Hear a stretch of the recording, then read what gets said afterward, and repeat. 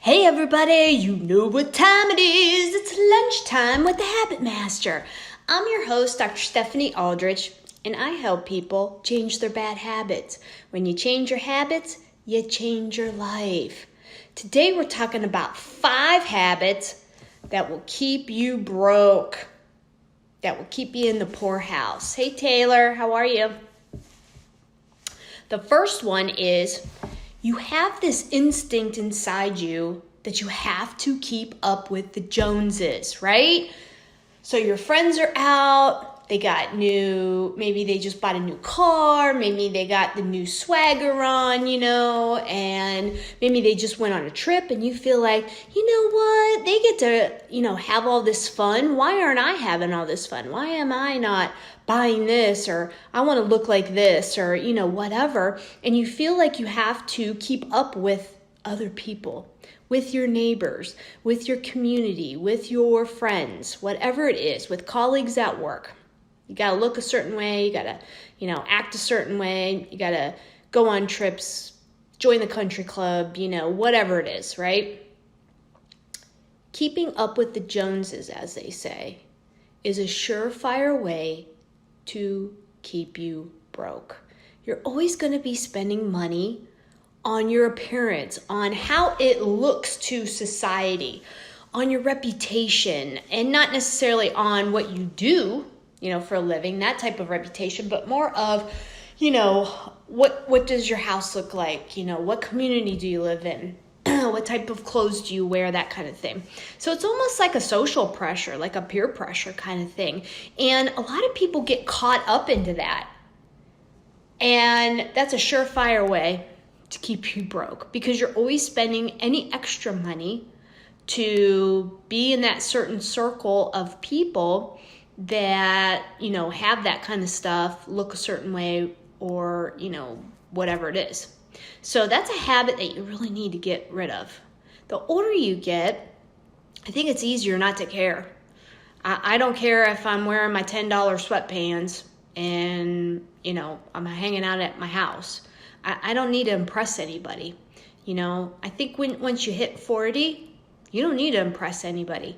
You've already kind of established yourself, and now you can start working on your own thing and saving, investing for retirement, that kind of thing. So, especially when you're young, who cares about what other people are doing? Because more than likely, they're up to their eyeballs in debt. They've got credit cards going on.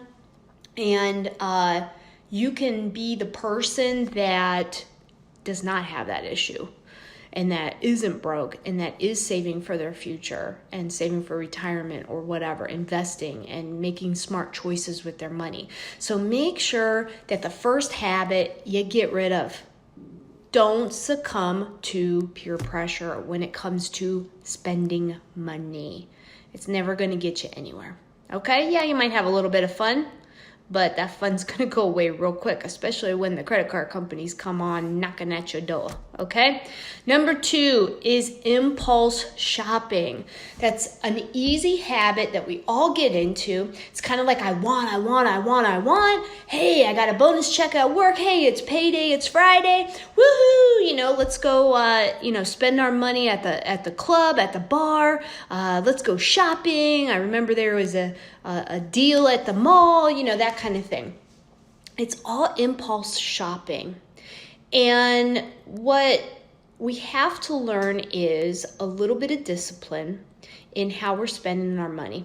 And to do that, we have to think about it a little bit. Usually, the easiest way to get rid of an impulse is to sleep on it. So you sleep on it. Do I really want it the next day? Yeah.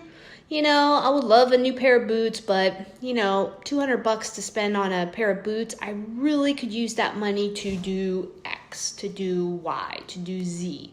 And when you start thinking more logically about it, instead of taking the emotion that you have, I want, you get excited about it.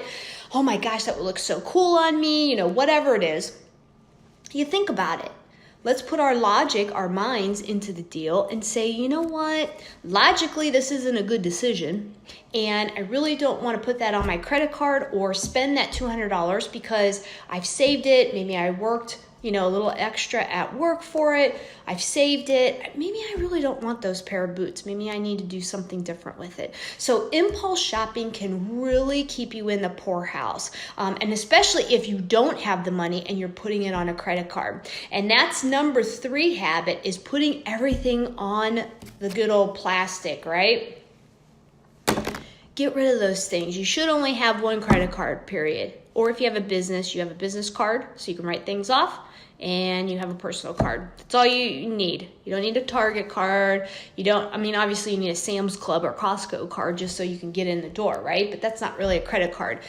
You should only have 2 credit cards, a business credit card if you own one, and a personal credit card. You don't need a Kohl's credit card, Target credit card, a Macy's credit card. Get rid of all those credit cards, because all it does is it gives you more avenues to spend money, right?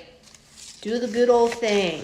I got cash. Spend cash. Don't be afraid of cash, right? Once it's gone, it's gone. So it kind of helps to also, because it's more of a physical thing and not one of these, charge it and forget it kind of thing. When you have physical cash in your hand, it's really going to make you think of, okay, I got $50 here. All right, how can I spend this $50? All right, if I do this, there goes 20.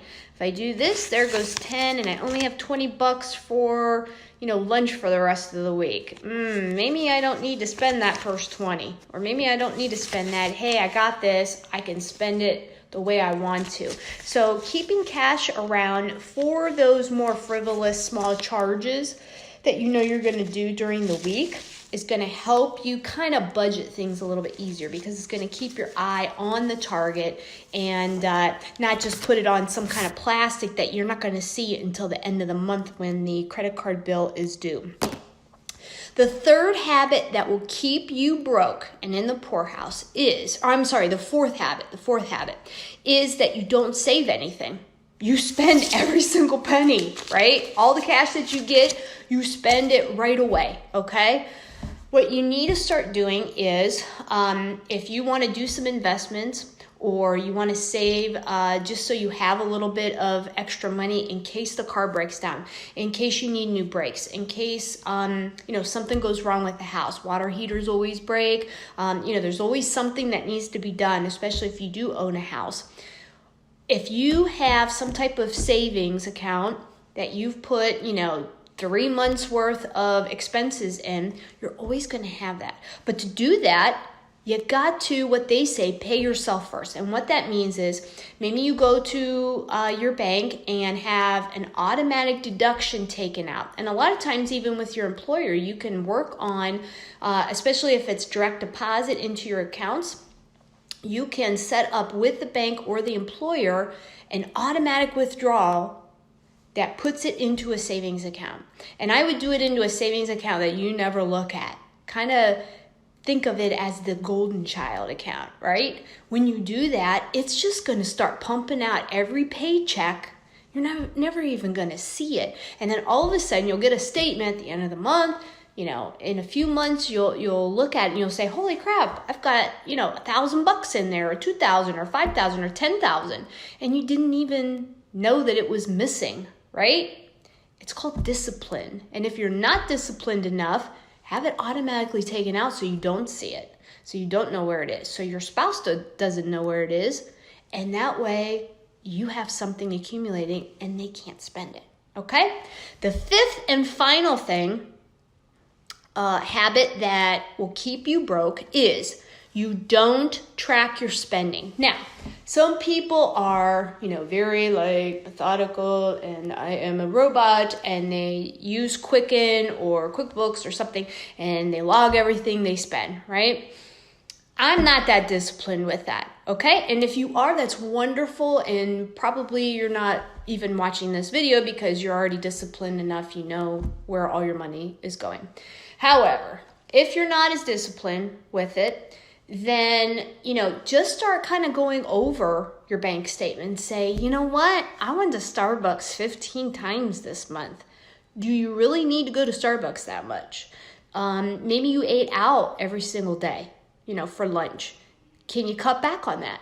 If you see where it's going, hey, Paula, if you see where the money's flowing, if you do want, to save something for maybe a trip or to, get new brakes or something like that for your car, you now know where the money's going, so then you can stop doing those activities. But unless you're aware of that, you're never going to know where the money's going. Oh my gosh, I've already spent, it's Monday and my paycheck's already blown. Well, you got to start tracking. You got to start paying attention to how you're spending your money. When you have cash, you can totally keep track of where you spend your money because it's physical. And you say, do I really want to spend it? This is all I have for the week. Do I really want to spend it on that, where I can put this in an envelope? Remember the envelope system, if you followed me for a long time. Envelope system is a saving system that you just put the cash in the envelope, it accumulates, and then you got whatever you need that you're saving for. If it's for Christmas, if it's for, any kind of trip or brakes on your car, tires. I did that tires over right before the holidays. I had just enough to pay for my tires in cash, so it was nice. And saving a little bit, tracking where this money's going is an easy way to change that habit of not knowing where the money's going. You need to keep track of it. If you want to be formal, get Quicken, get QuickBooks, do something. If you don't want to be formal about it, just look at your bank statement and say, okay, or credit card statement and say, or debit, I spend it here and I spend it there. Then you're going to know where you can cut back. So that's it for me. Make sure you comment and share below. If you want to check us out on YouTube and Instagram, I also post on that. Go to the Habit Master channels and subscribe and follow. So that's it for me today. If you want to change your bad habits, grab a copy of my book. It's called The Habit Formula. Go to thehabitformulabook.com. Thanks for watching, and let's build good habits together. I'll see you tomorrow. Want more money? Want to get into shape?